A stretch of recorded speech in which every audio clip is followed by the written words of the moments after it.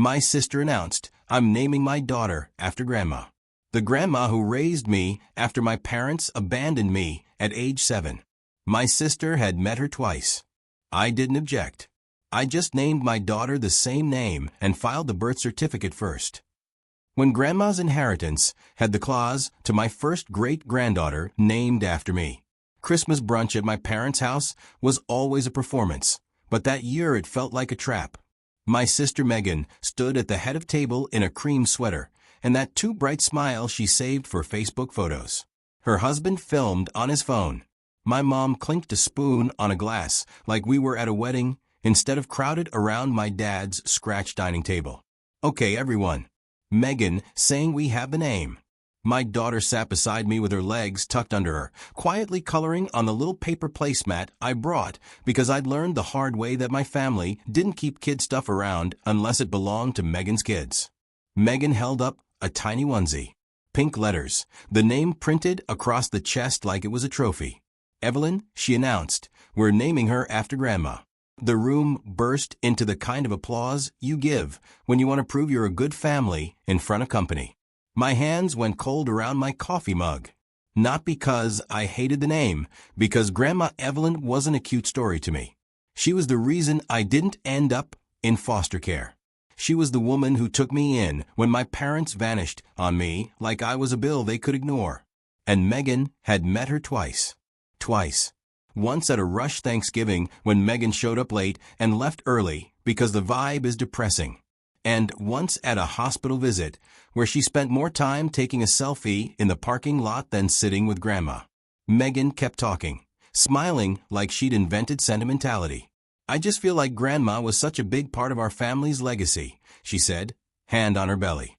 "And I want my daughter to carry that strength."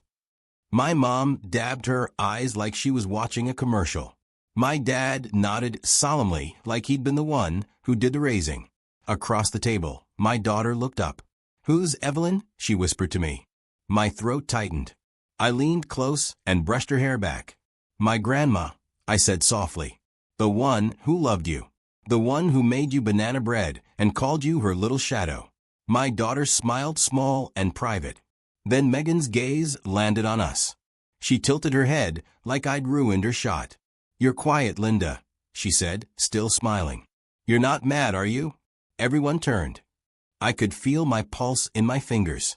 I could also feel my daughter shrinking beside me, like she could sense the room's attention sliding toward something sharp. I wasn't mad. I was tired. I swallowed. "No," I said. "It's a beautiful name." Megan's smile widened, pleased with herself. "Good, because I didn't want you being weird about it." And my mother laughed. Not nervously, not awkwardly. She laughed like Megan had just told a cute joke, and I was the punchline. I stared at the onesie on the table, at the printed name, and I felt something in me go very still because in that moment I understood what they were doing. They weren't honoring Grandma. They were claiming her like she was a family heirloom Megan could wear for attention even though Grandma had been mine in the ways that actually mattered. And my daughter, sitting quietly with her crayons, didn't even get the courtesy of being included in the story. That was the hook in my ribs. That was the moment I knew Christmas brunch was just the beginning. I was Linda. I was 36. I lived in a 2-bedroom rental on the edge of town where the street lights buzzed and the neighbors kept to themselves. I drove a school bus.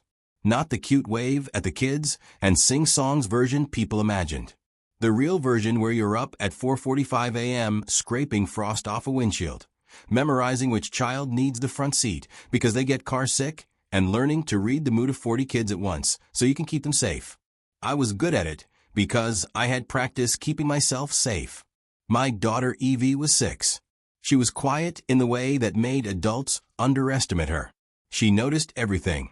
She didn't talk much in a crowd, but she'd come home and tell me exactly who was left out at recess and why. She drew little pictures and taped them to the fridge like she was building our home out of paper. Her father wasn't in the picture. Not dramatically. Not with court dates and screaming, just gone. Another person who decided disappearing was easier than showing up. So it was me and Evie. And somehow also my parents. Because even after they left me with Grandma at 7 years old and went through a rough time, they still felt entitled to me. They didn't call it abandonment. They called it temporary. They told the story like Grandma volunteered to raise me because she was bored. But I remembered the real version. I remembered the trash bag of clothes my mom packed like she was sending me to summer camp. I remembered her kneeling to zip my coat and saying, "Be good for Grandma, okay?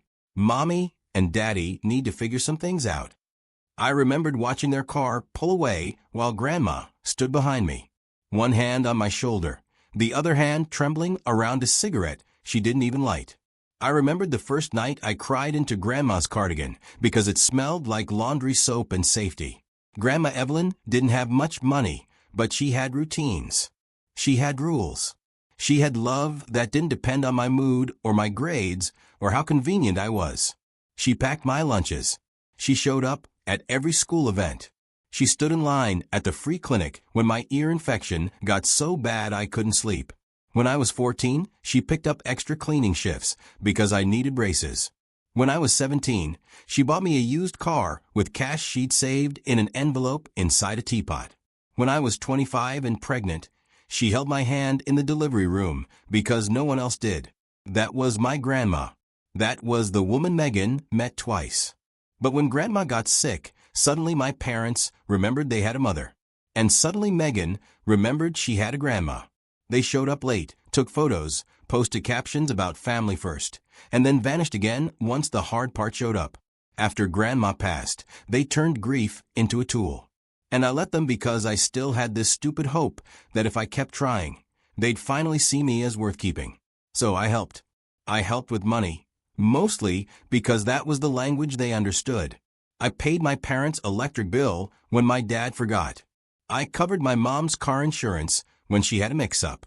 I put Megan on my phone plan because she said she was just between jobs. I sent groceries. I sent gas money. I sent just a little help so many times that my banking app started suggesting it like a habit. When Megan got pregnant, she said daycare costs were insane. And I started sending $200 a week. $200 every week. I told myself it was temporary. It never was. And while my money flowed out, my daughter kept getting treated like an afterthought. Megan's kids got loud. Matching pajamas at every holiday. Evie got a random clearance toy in a bag with no name tag. My parents framed photos of the grandkids in their hallway. Evie was never in them. If I asked, my mom would say, "Oh, I just haven't printed any new ones." But Megan's were always printed, always framed, always right where everyone could see them. I saw all the signs. I ignored them. I kept showing up anyway. So, when Megan announced she was naming her baby Evelyn, it wasn't just a name. It was a statement. It was them rewriting history while I sat there and smiled like a well-trained extra. On the drive home, Evie hummed to herself in the back seat, tracing the fog on the window with her finger. "Mama," she said, "can I see Grandma Evelyn again?" The question hit me like a pebble to the chest. Grandma was buried 2 towns over. Evie had been to the grave once, but she was little. She remembered the wind and the flowers more than the headstone. I cleared my throat. "We can visit," I said. Soon, she nodded, satisfied. I want to bring her a picture. Of course she did. That was Evie. She loved quietly and completely. I drove in silence, thinking about the onesie on the table, thinking about Megan's smile, thinking about my mother laughing when Megan suggested I might be weird. And then because life has a sense of humor, I got nauseous. Not emotional nauseous. Real nauseous. By the time we got home, I was sweating. I blamed the brunch food, the undercooked eggs, the weird ham. But the next morning, the nausea was still there. And the next, I bought a pregnancy test on my way home for my bus route. The kind you hide under a bag of apples like you're doing something wrong. Evie was watching cartoons when I took it. I stared at the stick in my bathroom like it was going to decide my whole life. 2 lines. My knees went weak. I sat on the edge of the tub and pressed my hand over my mouth. Pregnant again. I wasn't dating anyone. I hadn't been careless with strangers. I'd had one brief stupid reconnection with my ex months earlier because he'd shown up at Eve's birthday and acted like a father for exactly 2 hours. I'd fallen for it because I was tired and lonely and wanted to believe in something. And now I was pregnant. I didn't cry. I just stared at the tile floor and thought, of course. When I finally told my parents, my mom's first response wasn't, "Are you okay?" It was, "Oh no, Linda." Timing. Like I'd spilled red wine on her carpet. When I told Megan, she laughed. "You better not steal my thunder," she said. And I knew then, with absolute clarity, that this wasn't going to be a sweet cousin story. This was going to be a competition I never agreed to. Weeks passed. Megan became even more theatrical about the name. She bought personalized blankets. She posted baby Evelyn on everything like she was branding a product. My parents joined in. They started calling her our little Evelyn even before she was born. No one asked how I was feeling. No one asked if Evie was okay about suddenly becoming the invisible grandchild again. They just assumed I'd stay in my place, quiet, useful, grateful for scraps. Then came the last straw. It happened at my mom's family baby shower, the one she insisted on hosting for Megan because it was important to celebrate properly. I almost didn't go, but Evie begged because she thought showers meant cake. So I went. The living room was packed with women I barely knew. Megan sat on the couch like a queen, opening gifts, while my mom hovered like a proud stage mom. There was a big banner on the wall, "Welcome baby Evelyn." My stomach twisted when I saw it, but I breathed through it. Evie sat beside me in a little folding chair, swinging her feet, holding a small gift bag she'd helped me make. Inside was a tiny stuffed bunny and a handmade card Evie drew herself. A baby in a blanket, a smiling stick figure, "Mom," and the words in her careful handwriting. "Hi, baby. I will share my toys." She was proud of it. I was proud of her. When it was time for Megan to open our gift, my mom made a big show of it. "Oh, here's Linda's," she announced loudly, like she was throwing me a pity bone. "Let's see what she brought." Megan took the bag with 2 fingers. She pulled out the bunny. She glanced at the card, and then she laughed, not kindly, not amused. She laughed like it was embarrassing. "Ah," she said, holding the card up for everyone to see. "Evie thinks this is her baby." A few women chuckled politely, confused. Megan looked directly at my daughter. "Sweetie, this isn't for you. This is for my Evelyn." My daughter's smile faltered. "I know," she said softly. "I just made a picture." Megan shook her head like she was correcting a puppy. "No, I mean my Evelyn is going to be the real Evelyn." "Okay." The room got quiet. My hand started shaking under the table. Evie blinked, trying to process it. She didn't cry. She didn't argue. She just looked at the card like it had betrayed her.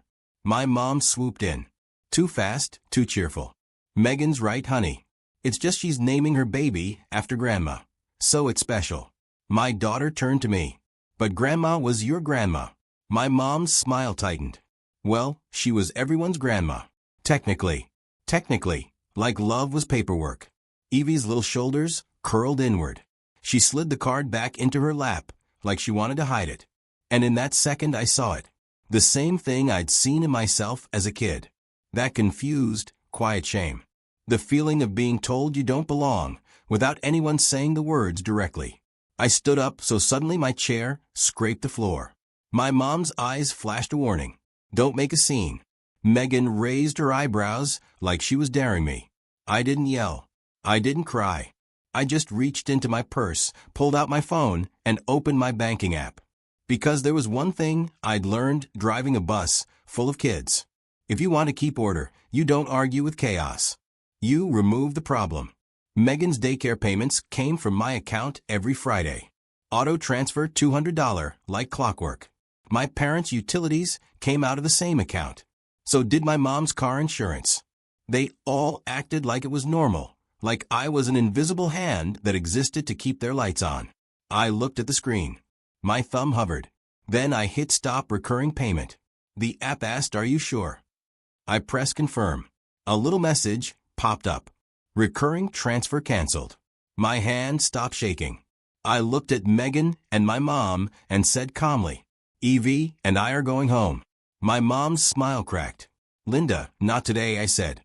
Megan's voice went sharp. "Seriously?" Over a cart, I picked up Eve's jacket and helped her into it with slow, steady hands. I leaned down, kissed her forehead, and whispered, "You didn't do anything wrong." She nodded, swallowing hard. On my way out, I paused in the doorway. Not for drama, for clarity. I turned back to them and said, "I won't fund a family my child isn't part of." Then I left. The first text came before I even started my car. "Mom, don't be dramatic. Come back." Then Megan. "Megan, you're embarrassing yourself." Then my dad, which was rare. "Dad, call your mother." I buckled Evie into her seat and drove home with my jaw clenched so tight my teeth hurt. Evie stared out the window. After a few minutes, she asked the question I'd been dreading. "Am I the wrong Evelyn?" I felt my heart break in a very quiet way. "No," I said, voice steady. "You're my Evelyn, and you're the only one who matters to me." She nodded, but I could tell it didn't fix the wound. It just covered it. That night, after Evie fell asleep, I sat at my kitchen table with a glass of water and my laptop. I didn't do a long speech. I didn't write paragraphs. I didn't threaten. I made one clean move. I logged into the joint account my mom's name was still attached to because years ago, when I was younger and still trying to prove I belonged, I'd added her for convenience. I removed her access. Then I changed every autopay that went to my parents or Megan. Utilities CanLed, insurance CanLed, daycare transfer already CanLed, phone plan. I split Megan off on her own line and paid one final month so she couldn't claim I left her stranded. The confirmation emails came in like little receipts of freedom. One after another, I sat there and watched them, not smiling, not crying, just breathing like someone who'd been holding their breath for years. In the morning, I woke up to 32 missed calls. My mom left a voicemail that started with sobbing and ended with anger. Megan sent a voice note where she screamed, "You're punishing my baby." My dad texted, "Dad, we did not raise you to be this cold." I laughed once out loud in my empty kitchen because they didn't raise me at all. Grandma did. And Grandma would have called this what it was, a boundary. Not revenge, a boundary. I texted one message in the family group chat. "I'm not your backup bank. My money is for my kids. Do not come to my house. Do not contact my daughter." Then I muted the thread.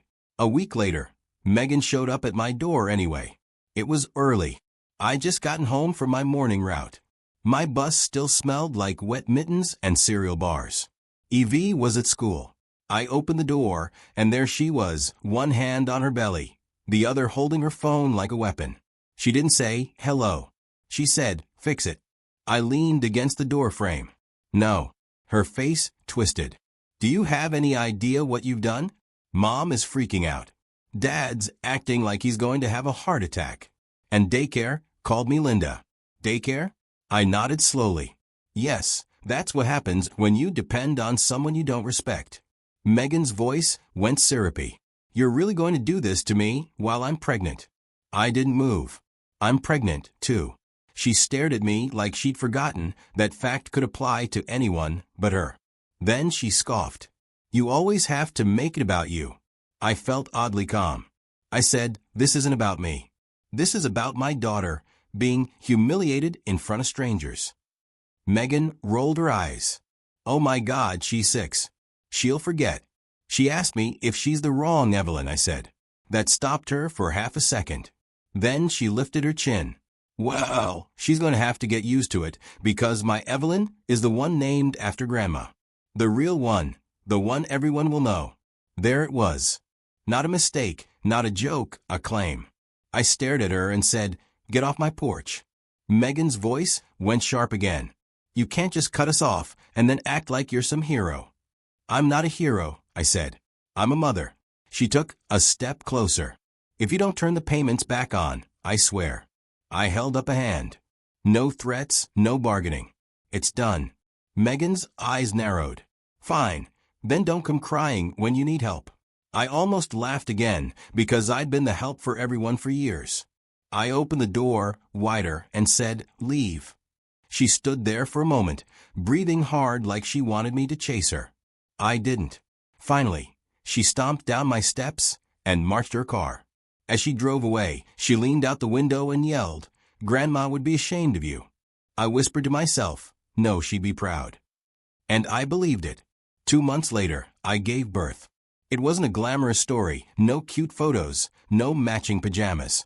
It was fluorescent hospital lighting, and my hands gripping the bed rails, and a nurse telling me, "You're doing great, Linda." Like she meant it. When they placed my baby in my arms, she blinked up at me like she'd been waiting. A girl. I felt this deep, quiet relief I didn't even know I needed. I'd already decided the name, not as a stunt, not as revenge, as truth, because Grandma Evelyn had raised me when nobody else did, and I wasn't going to let my family rewrite her into a prop. I named my daughter Evelyn, and because I'd spent years being organized for other people, I was organized for myself. I filled out the birth certificate paperwork the same day. I handed it to the nurse with steady hands. I watched her walk away with it. And for the first time in a long time, I felt like I had chosen something for my own life without asking permission. When Megan gave birth 3 weeks later, she named her baby Evelyn, too. Of course, she did. My mom called me furious, like I'd committed a crime. "How could you do that?" she hissed. "Now there are two." I looked down at my newborn sleeping against my chest and said, "Grandma's name doesn't belong to Megan." My mom snapped. "Megan announced it first." I didn't raise my voice, and I filed first. Silence. Then my mom said, low and bitter, "You've always been difficult." I hung up. The inheritance letter came in late spring. A thick envelope from an attorney's office I recognized from Grandma's end-of-life paperwork. I hadn't seen that letterhead in years. My hand shook just a little as I opened it. I expected something simple, a small amount, maybe a sentimental item. Grandma hadn't been rich, but she'd been careful. She'd saved. She'd owned her little house outright, and apparently she'd been smarter than all of us. The letter stated there was a specific clause in her estate plan to my first great-granddaughter named after me. My stomach dropped. I read it twice, then a third time. It wasn't about who announced first. It wasn't about who posted first. It was about legal name and order of registration. And my Evelyn, my newborn, was the first great-granddaughter officially named Evelyn. Because I filed the birth certificate first, because I didn't wait, because I didn't ask. The house, the savings, the small investment account Grandma had built slowly over decades. It was all earmarked for the first great-granddaughter named Evelyn held in trust. My hands went cold, not with greed, but with the shock of being seen. Even from the grave, Grandma had protected me, protected my child.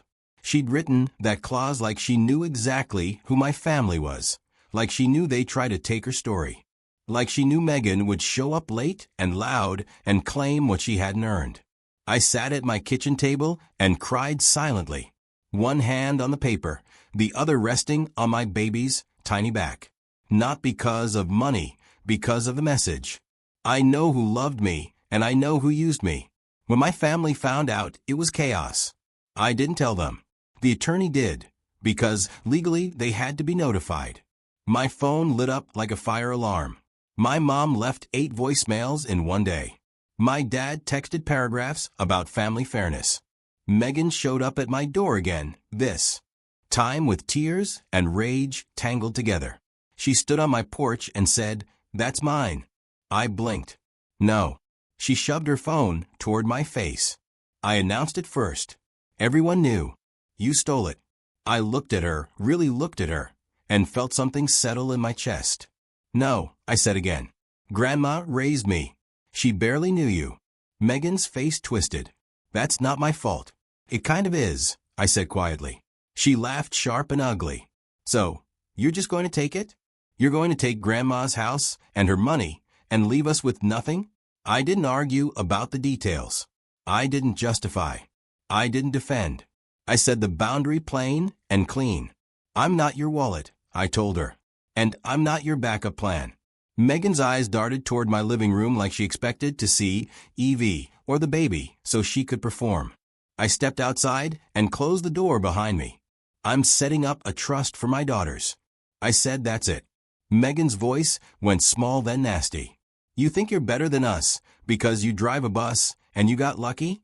I smiled a little, not happy, just incredulous. "I'm not lucky," I said. I'm tired and I'm done. She took a step forward, and for a second I thought she might try to push past me. But then she did what she always did when she didn't get her way. She reached for my mother. She yelled, "Mom." Like my mom was the referee. My mom wasn't there. It was just Megan on my porch, facing the consequences of a life where she treated people like props. I nodded toward the steps. "Leave." Megan's eyes filled with tears, but her voice stayed angry. "You're tearing the family apart." I said, "No, you did that when you taught my child she doesn't belong." She stood there another moment, chest heaving, then turned and walked away. This time, I didn't watch her go. I went back inside because my daughters were in there, and that was my real family. After I cut them off, my parents told everyone I'd been brainwashed and selfish. They guilt, tripped, raged, and showed up uninvited. So I installed a cheap doorbell cam, changed my routes, and blocked Mom. Life got quieter. Evie started calling the baby little Evie. We visited Grandma's grave, then planted her favorite rose at home. That Christmas, we stayed in safe, steady, and done funding anyone who erased my kid.